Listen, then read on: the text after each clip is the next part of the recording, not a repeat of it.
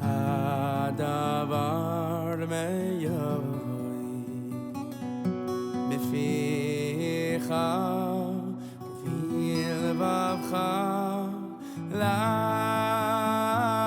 לעשויסו כי קרוי אליך הדבר מיובוי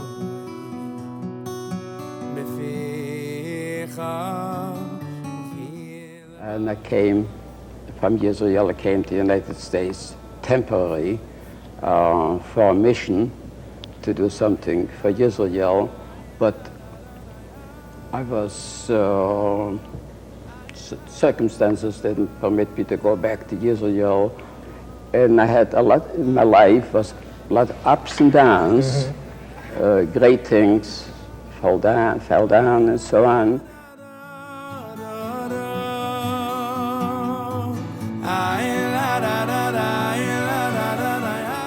He went back and he has this incredible experience, because when he arrives in Kfar Hasidim for what he thinks is going to be a private visit, he is brought into the central social hall of Kfar Hasidim, and there's hundreds of people waiting for him there, and they all pay tribute to him to say that as a result of him having established this moshav, this village in Israel, in Palestine as it was then, their families were saved, because the rest of the Chassidim from Yabloner were all obliterated by the Holocaust.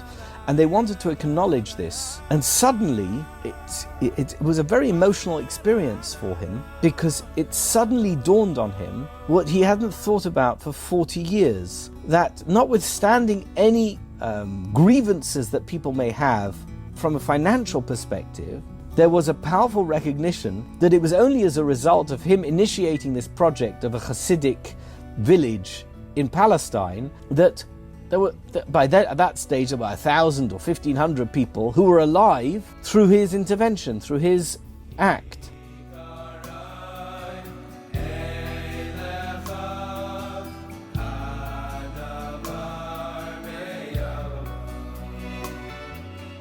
And when he came back, and there was a woman this woman started, they still calling Rebbe, Rebbe, and she said, if not for you, we would have all been dead.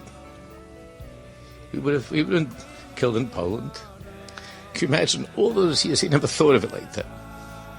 That's how a person is. It's so crazy.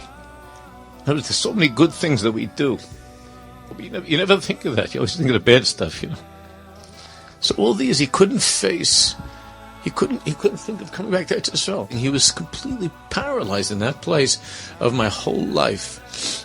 My whole life is nothing. And I ruined everything, and I ruined everybody because of that. He couldn't put on a tefillin. He couldn't keep a Shabbos. He couldn't keep a mitzvah. What I care about is the courage of the person to do that, to come back. And I had a lot in my life, was a lot of ups and downs, great things. Fell down, and so on. I care so much about the heartbreaking escape from Yiddishkeit, that he ran away because he felt he was no good, which is happening to so many of our kids and so many of our adults, even the ones that are still from. They're running away. Why are they running away? It's not because they don't believe in the Rebbe. When a Jew realizes that the Rebbe all along sees me as a Rebbe, not the way that I look at myself. When it dawned upon him, when that woman called out, that's what struck me in that narrative, when she just screamed out, Rebbe. And he's looking at himself, it's like, me. Once he realized that he wasn't as big a Rosh as he thought, and once he realized that there were good things that I did in my life, then all of a sudden, then he came back. Whatever Madreg, he came back, but he came back.